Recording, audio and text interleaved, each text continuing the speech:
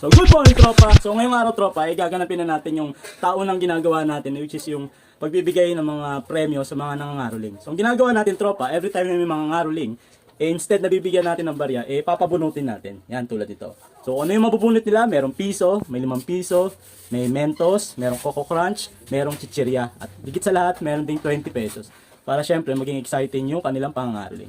So nagsimula na tayo kanina, medyo marami na yung naubos sa bunot natin, sa mga pagkain, sa piso, ang dami nang nakapiso. Pero ang mahalaga doon, kahit na piso yung nakuha nila, masaya pa rin sila. Kasi sabi ko, bago magsimula, kung ano yung mabubunot nyo, huwag sasama yung loob kasi patas yung laro natin. At the same time, para mas exciting. So ano pinantay natin? Samahan nyo ako. Marami pang natitira dito. So ina-expect ko marami pang pupunta kasi sigurado kakalat yung balita na nagpapagames na naman tayo. Mga tala ay magsagingin. Isayaw pa. Mamat ko po. So itong bunot na to, may piso, may 5, may 20, may chichirya, may chocolate. So depende sa mabubunot niya, walang samahan ng loob kung ano yung mabubunot niya. Game. Sino yung tatlo kanina? Oh, dito, yung hindi kumanta. Oh, yan. Ikaw. 5 piso. Uy, 5 piso.